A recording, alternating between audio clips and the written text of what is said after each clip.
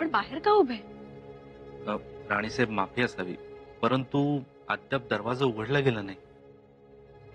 कारण माहित नाही, परंतु आतमध्ये महाराज उठल्याची चाहूलही मिळत नाही. अतिश्रमाने झोपले तर नाहीत ना? कदाचित तसंही असेल. राणीसाहेब नेहमीप्रमाणे तुपाच्या थाळ्यामध्ये मुखदर्शन घेतलं जातं, पण आज तेही झालं नाही. नेहमीप्रमाणे नाडी परीक्षा करण्यासाठी आम्ही सूर्योदयाला इथं आलो, पण एक घटिका उलटली असेल. आम्ही इथेच आहोत. आपण त्यांना हाक मारली? हाक मारायचे होते मनात, परंतु उगीच झोपमोड होईल म्हणून नाही उठवलं. आणि तसेही महाराज सूर्योदयापूर्वी 2 घटका उठलेले असतात. हो ना, आतापर्यंत त्यांनी नायरी केलेली असते. उलट नायरीला उशीर झाला तर मला म्हणतात, यजबा नायरीला उशीर का रे झाला? पण आज दरवाजा का उघडला नाही? आता ते कसं कळावं? कितीही दमले किंवा मोहिमेवरून जरी आले तरी एवढा वेळ झोप शक्यच नाही. महाराज, महाराज दरवाजा उघडा. राणीसाहेब माफी असावी. महाराजांची प्रकृती तर ठीक आहे ना? प्रकृतीचं काय? काहीच तक्रार नाही. नाही, रात्री आपल्यापाशी बोलताना काही अस्वस्थपणा जाणवला होता की काही दुखतंय खुपतंय असं काही म्हणाले होते? काहीच नाही. महाराज, महाराज दरवाजा उघडा. महाराज, महाराज दरवाजा उघडा.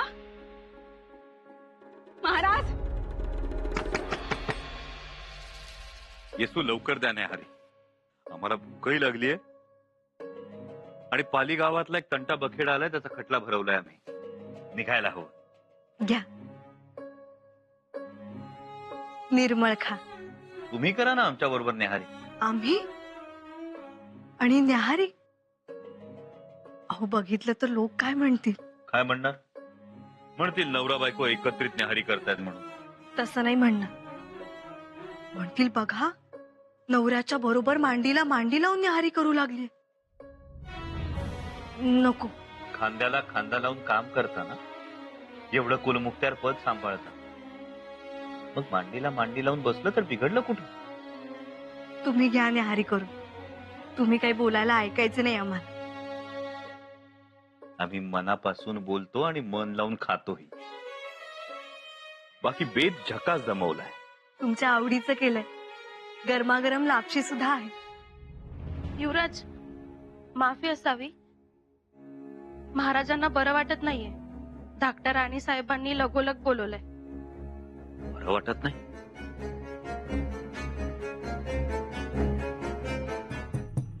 अरे दरवाजा बंद करा. अरे बंद करा दरवाजा.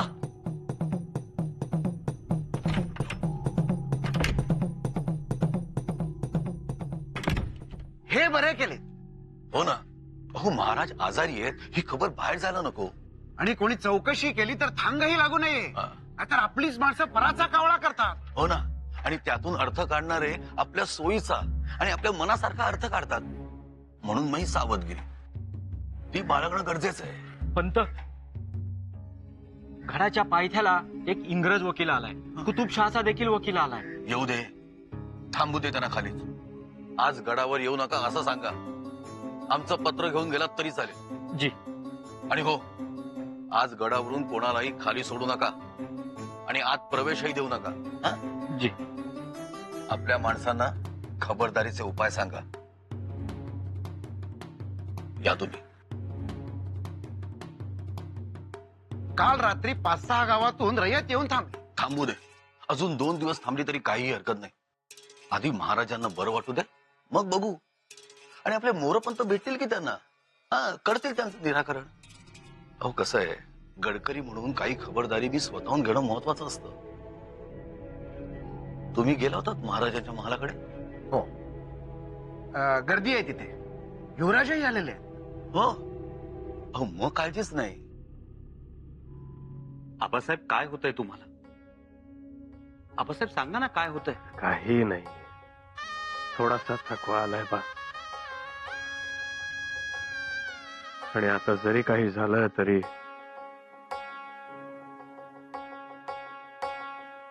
तुम्ही आहात ना. तरी कधीपासून बरं वाटत नाहीये. रात्रीच्या पहिल्या प्रहारापासून. आबासाहेब मग आम्हाला सांगावा का धाडला नाही? शंभूराजे, तुम्ही दमून येता म्हणून नाही बोलावलं. शंभूराजे, किती प्रश्न विचाराल. हो ना, शिवाय त्यांना दमही लागतो आणि त्यांना थकवाही जाणवतो, अशक्तपणाही जाणवतोय त्यांना. बघा ना, डोळे सुद्धा किती खोल गेले. तेच तर म्हणतो आहोत आम्ही मातोश्री. वेळीच कळलं असतं तर लगेच उपचार सुरू करता आले असते. युवराज, जरा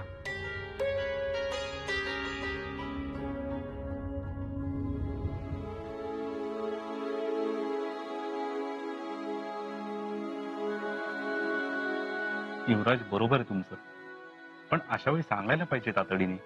आता नाही ना काही चिंता करण्यासारखं कारण. चिंतेची बाब नाही, पण सक्तीने आराम करायला हवा. चाल ढकल चालणार नाही. तरी बरे झाले, औषधाच्या पहिल्या मात्रेत त्यांच्या तब्येतीला आराम मिळाला. आई जगदंबेची कृपा. ही कृपा अबाधित ठेवायची असेल तर हवा पालट करावा लागेल, भरपूर विश्रांती घ्यावी लागेल. इथली हवा काही वाईट आहे का? इथे राहिले तर आमच्या नजरेसमोर राहतील. इथल्या हवेत अति गारवा आहे. शिवाय इथे गडावरील कामात सतत व्यस्त राहतील, म्हणून सगळ्यांपासून दूर एक हप्ताभर राहतील तर त्यांच्या मनावर कोणताही तणाव येणार नाही. म्हणजे सक्तीनं विश्रांती घ्यायला सांगायचं महाराजांना? अरे देवा, शंभूराजे,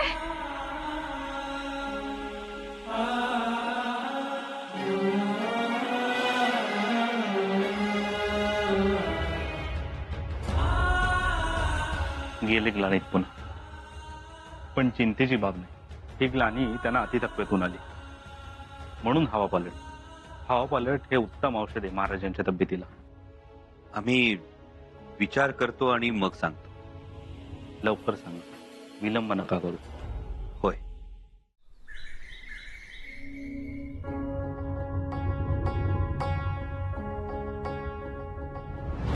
हा कागद बघा.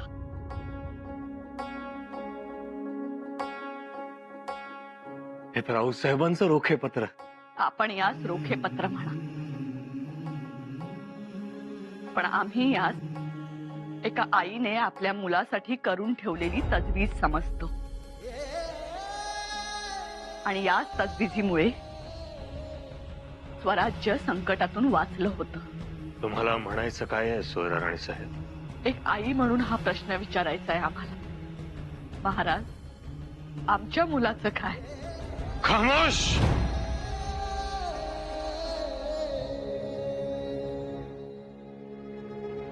महाराजांसाठी मुगाची खिचडी आणि वरीची पेज बनवायला सांगितलंय.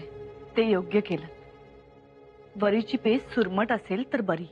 जी, सुरमटच बनवायला सांगितले. थोरल्याबाई साहेब, महाराज आजारी आहेत ऐकल्यावर आमचं काळीच लखकन हल्लं हो. म्हटलं हे काय, ह्याआधी महाराज कधीच आजारी पडले नाही. हो ना, कधी साधा खोकला नाही, कधी डोकं दुखलं नाही का साधा तापही आला नाही, कधीच नाही. पहिल्यांदा त्यांना अंथरुणावर पडलेलं बघितलं आम्ही. आम्हाला तर फार वाईट वाटलं होतं. पण राजवैद्यांनी निर्वाळा दिला तेव्हा कुठे बरं वाटलं. तुमचं काल काही बोलणं झालं का? हा, आपण महाराजांच्या महाली होता. होतो खरा, पण मोघमच बोलणं झालं होतं आमच्यात. बरं वाटत नाहीये, थकवा जाणवतोय असं काही म्हणाले. नाहीतर उलट काल त्यांची प्रकृती छान होती. आम्ही इकडच्या तिकडच्या गप्पाही मारल्या. पण मग असं काय झालं अचानक त्यांची तब्येत बिघडायला?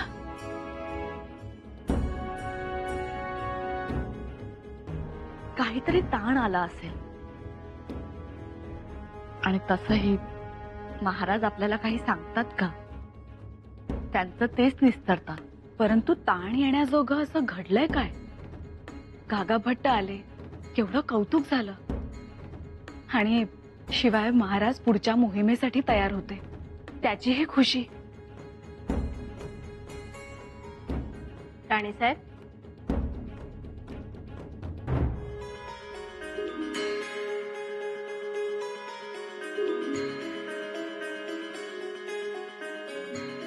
थोरल्या बाईसाहेब, आम्ही जाऊन येतो.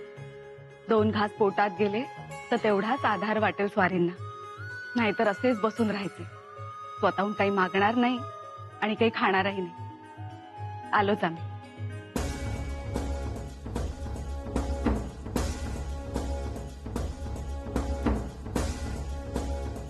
का तुम्ही येताय? नाही, नको. चला, तुम्ही आलात तर 2 घास जास्त खातील महाराज. काय हो धाकट्याबाई, आम्ही आलोही असतो, परंतु आमचं डोकं फार ठणकतंय. मग आराम करा.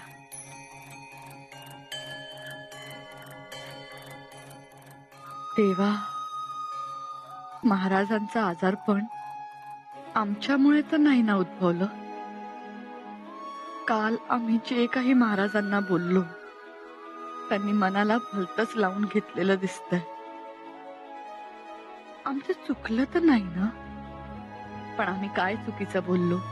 बोललो तर बरोबरच, आणि जरी बोललो तरी त्यात सत्यताच होती. परंतु महाराजांनी लगेच दुखणं काढलं. त्यांना सहन झालं नाही. परंतु आमचंही आईचं मन, ते तरी कुठवर गप्प बसणार?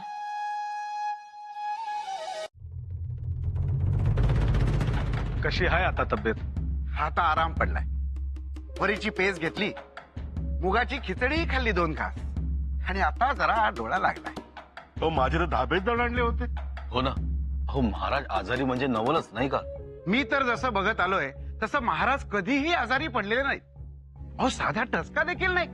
असं कसं? महाराज आजारी पडले नाही तोय? कधी पडले महाराज आजारी? पाहिजे तर औरंगजेबाला जाऊन विचारा. महाराज किती भयंकर आजारी पडले होते ते. हे मात्र खरे. एवढे आजारी पडले होते की अख्खा आग्रा हातरून गेला होता.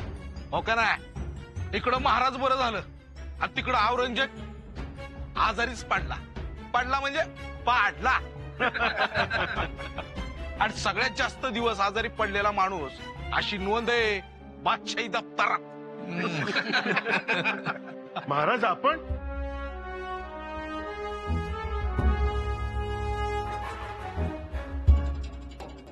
महाराज, आपण आणि सदरेवर काय आवश्यकता होती सदरेवर यायची? 2 मजकूर तयार करावयाचे होते. एक मादंडांसाठी आणि एक अक्कांडांसाठी. कुतुबशाहीचे प्रधान आहेत दोघं. त्यासाठी सदरेवर यायची गरज नव्हती. चिटणीसांना बोलावलं असतं. नाहीतरी मी म्हणतो 2 दिवस उशीर झाला असता तर काय पिकडलं असतं. महाराज, तेवढीच विश्रांती तरी मिळाली असती. विश्रांती? या 3 अक्षरांची आणि आमची भेट अजून तरी झालेली नाही. ती तुम्हाला घाबरत असेल. आम्हाला घाबरत असेल का? म्हणत असेल जवळ जावं, पण तुमच्या हातातली वाघनखं दिसत असतील. लागली पोटाला म्हणजे? तेही खरंच आहे. विश्रांती म्हणजे एक अफजल खानच आहे जणू. तो अफजल खान विचारा आमच्यावर चालून आला होता, आणि विश्रांतीचा हा अफजल खान आपल्या सगळ्यांवरच चालून येतो. आता आपण सगळ्यांनीच या विश्रांतीला वाघनखं लावायला हवीत. राहुजी? जी महाराज. गडाचे दरवाजे बंद काय आहेत? महाराज, दरवाजा मुद्दामच बंद केलाय. अप्पा बाहेर जातात ना म्हणून. त्या तर अशा ना तशा कशाही जातीलच बाहेर. अफवाच त्या. त्यांना कोण रोखू शकलंय? हो, पण त्यामुळे रयतेत चुळबुळ होते. सोकावलेलं खबरगीर मिळेल ती माहिती घोड्यावर लादून निघून जातील. ते तर होणारच. गडाचे दरवाजे उघडा. आणखीन एक गोष्ट लक्षात ठेवा, यापुढे कारण कोणतंही असलं तरी गडाचे दरवाजे आपल्या रयतेसाठी कधीही बंद करायचे नाही. आपली रयत खूप लांबून येते आपल्याला भेटायला, ती माघारी जाता कामा नये. जी महाराज, परंतु महाराज, आपणास हवा पालटाचा सल्ला देण्यात आलाय, खरंय का? कुठे ठरलाय बेत? आमच्या मनात पुरंदर आहे. पुरंदर पेक्षा आमच्या कारेला चला की मग. कारी नको आणि पुरंदर नको महाराज, पुणं बरं आहे. आपण फक्त सांगा, लगेच लाल महाल तयार करायला सांगतो. महाराज, एक विनंती होती. आपण अजिंक्य तारावर जावे. तिथले वातावरणही उत्तम आहे आणि स्वराज्यात नव्यानेच आलेला किल्ला आहे आणि आपले पाय लागतील. अजिंक्य तारा हा आम्हासही योग्य वाटतं. मग तळबीड काय वाईट आहे? आम्ही अजिंक्य ताऱ्यालाच जातो, म्हणजे आजूबाजूच्या प्रदेशावर नजरही टाकता येईल. चंदनवदन, पांडवगड, नांदगिरीचा किल्ला, महिमानगड, वासोटा या सगळ्याच किल्ल्यांची बांधणी देखील करायला हवी. तानाजी पंत, जी, अजिंक्य ताऱ्यावर निरोप पाठवा. म्हणावं, हवा पालटासाठी आम्ही तिथे येतो आहोत.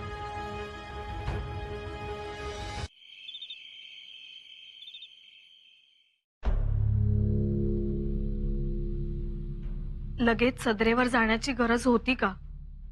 अशक्तपणा आहे आपल्याला, याचं भान ठेवावं की नाही? आबासाहेब असंच करतात. सगळीकडे लक्ष देतील पण स्वतःकडे लक्ष देणार नाही. थोडी ताकद आली, उठले. असं वाटलं तुम्ही होतात त्यांच्या महाली. आम्ही होतो युवराज महाली. राजवैद्यांनी दिलेल्या उमराच्या मुळांचं पाणी अर्धा प्याला पाजलंही त्यांना. मग त्यांचा डोळा लागला हे बघून आम्ही मातोश्रींच्या महाली एक मात्रा घ्यायला गेलो. मात्रा घेऊन आलो आणि बघतो तर आबासाहेब महालात नाही. आबासाहेब सदरेवर गेले, दरवाजा उघडायला लावला. हे जग इकडचं तिकडं झालं तरी चालेल, पण रयत डोळ्यासमोर पाहिजे.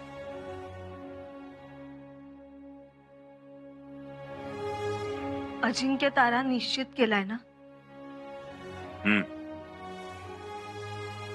पण येसू, आमच्या मनात शंकाच आहे. कसली शंका? अजिंक्य ताऱ्यावर महत्वाची मसलत होणार. स्वराज्याच्या राजकारणाची अत्यंत महत्वाची दिशा तिथे ठरणार आणि त्याची खडानखडा माहिती अनाजी पंतांपर्यंत पोहोचणार.